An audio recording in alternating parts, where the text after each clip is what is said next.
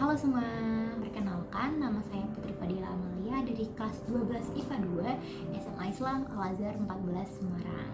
Oke, buku yang saya pegang ini merupakan novel karya dari Pak Sabarti Djoko Damono. Seperti yang kalian lihat di dalam cover buku ini tertulis jelas judulnya, yaitu Hujan Bulan Juni, yang ditulis memudar seolah terkena rintikan hujan. Buku ini diterbitkan oleh PT Gramedia Pustaka Utama. Kebetulan buku yang saya pegang ini merupakan terbitan ke-20 pada bulan November 2020. Tapi untuk terbitan pertamanya pada bulan Juni 2015. Seperti yang kalian lihat lagi dalam fisik buku ini tidak terlalu tebal karena hanya memuat 135 halaman saja.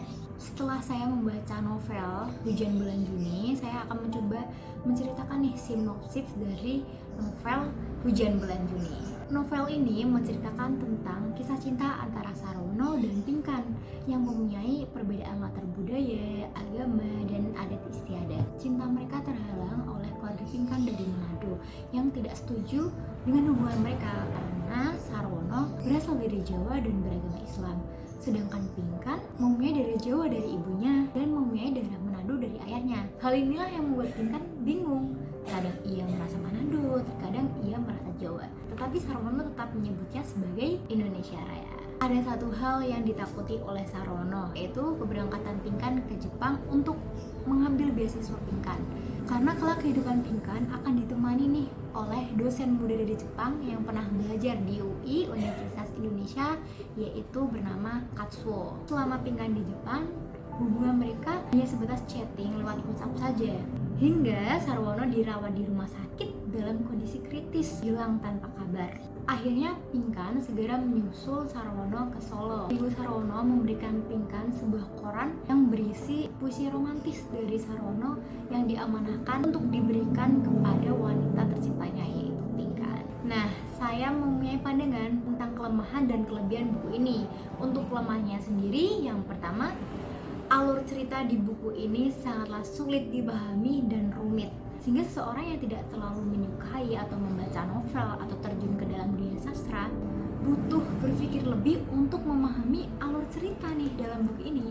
Yang kedua, adanya guyonan yang dibuat perumpamaan, sehingga jika seseorang tidak tahu tokoh perumpamaan tersebut menjadi sedikit bingung. Wah, apa nih? Saya tidak paham. Yang ketiga, cerita novel yang menggantung di akhir, sehingga para pembaca dipaksa untuk mengetahui, untuk berpikir sendiri bagaimana kelanjutan kisah cinta antara Sarwono dan Pinkan.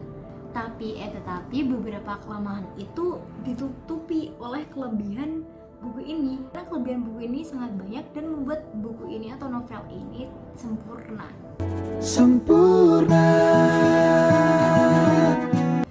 Yang pertama, sesuai yang kalian lihat, buku ini tidak terlalu tebal sehingga membuat pembaca tertarik karena berpikir tidak akan menghabiskan waktu banyak untuk menyelesaikan novel ini. Yang kedua, banyak unsur budaya yang disajikan seperti cerita Matindas dari Manado dan beberapa cerita Jawa yang disajikan di dalam novel ini.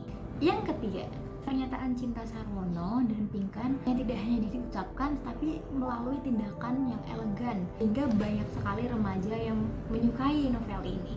Yang keempat, adanya pembatas buku yang paten, sehingga para pembaca tidak perlu takut lagi jika kehilangan pembatas buku.